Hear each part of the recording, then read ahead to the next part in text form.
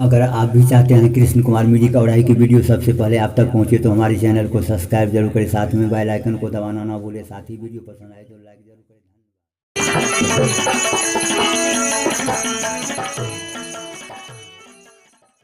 एक डोली चली एक अर्थी चली,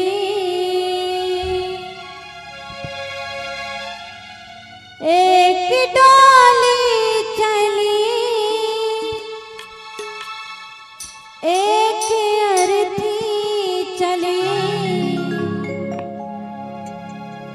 डोली अर्थी से कुछ यूं कहने लगी, रास्ता तूने मेरा क्यों खोटा किया, सामने से चली जा तू ओ दिल जली, एक डोली चली एक अर्थी चली,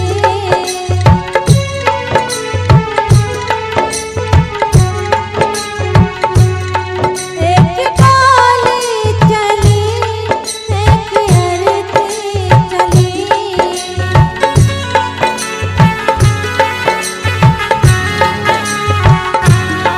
डोली अर्थी से कुछ यूं कहने लगी,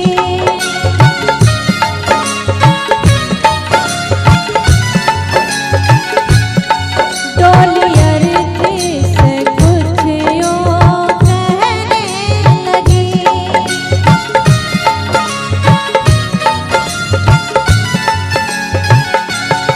रास्ता तूने मेरा क्यों खोटा किया,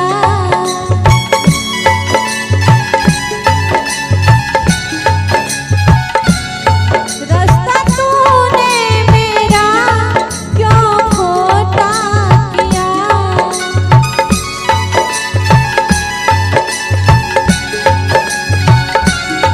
सामने से चली जा तू ओ दिल जली,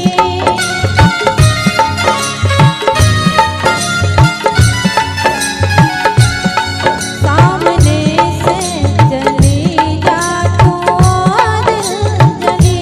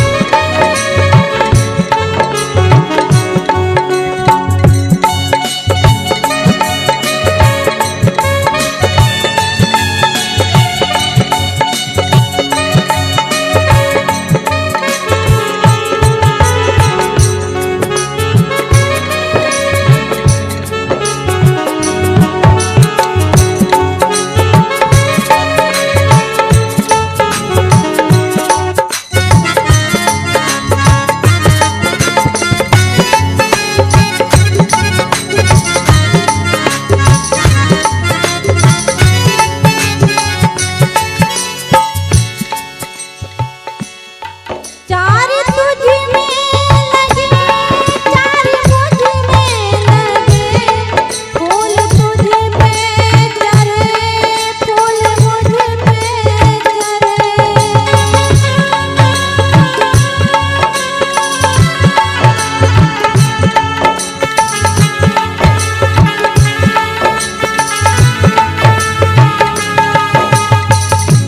अर्थी ने डोली से कहा कि बहना, अगर चार कांधों ने तुझे उठाया है तो चार कांधे ने मुझे भी उठाया है, अगर फूल तुझ पे चढ़ी है तो फूल मुझ पे भी चढ़ा है, जब उन कहारों ने फर्क नहीं समझा, जब उन फूलों ने फर्क नहीं समझा तो तुझ में और मुझ में कैसा फर्क है, चार तुझ में लगे चार मुझ में लगे, फूल तुझ में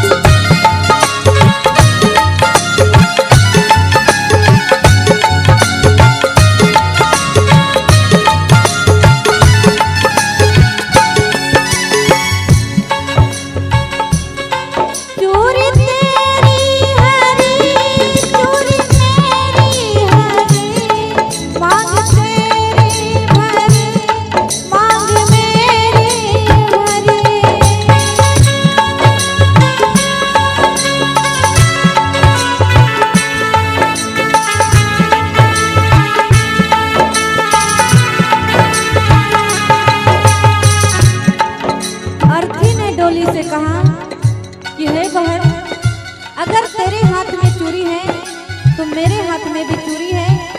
तेरी मांग भरी है तो मेरी भी मांग भरी है। फिर तुझ में और मुझ में कैसा फर्क है? चूड़ी तेरी हरी, चूड़ी तेरी हरी, मांग तेरी भरी, मांग मेरी भरी।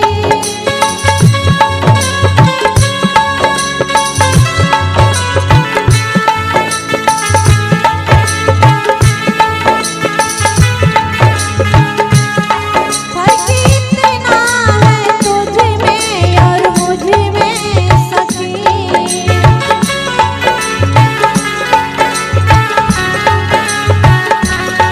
फर्क इतना है तुझ में और मुझ में सखी।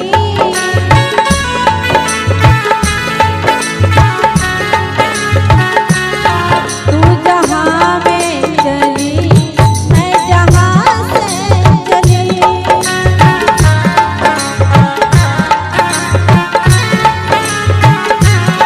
तू जहाँ में चली मैं जहाँ से चली।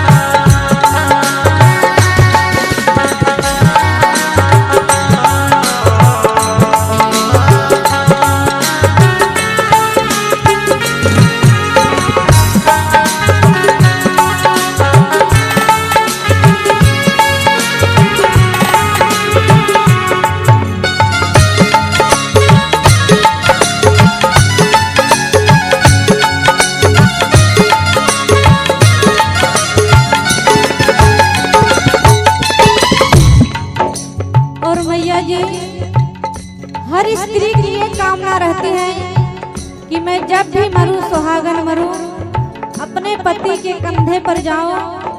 लेकिन ये किसी किसी के नसीब में होता है। कोई पहले ही चली जाती है, किसी का पहले पति चला जाता है, फिर बाद में पत्नी मिलती है। लेकिन कवि ने कहा है,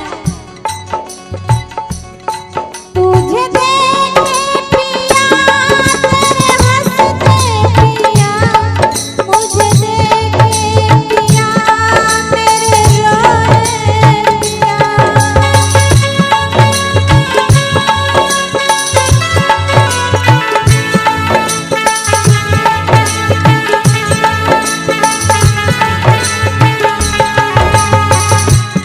अर्थी डोली से कहती है कि हे बहन, तुझे देखकर तेरे पिया हंस रहे हैं, क्योंकि तू अपने पिया का घर बसाने जा रही हो। और देख, मुझे देखकर मेरे पिया रो रहे हैं, क्योंकि मैं अपने पिया के घर उजाड़ कर जा रही हूँ। तुझे देखे पिया तेरे हंसते पिया, मेरे देखे पिया मेरे रोए पिया।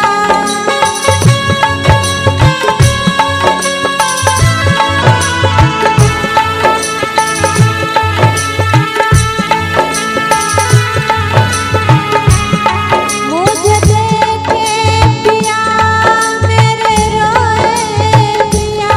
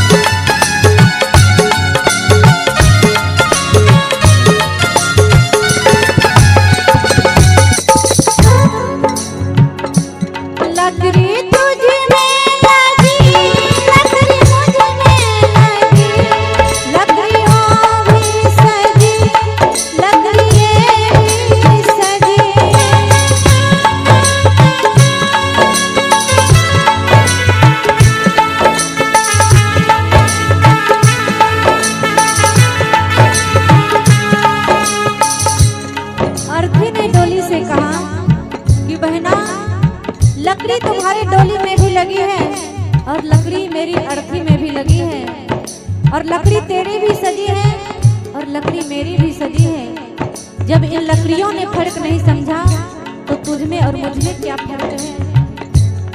लकड़ी तुझ में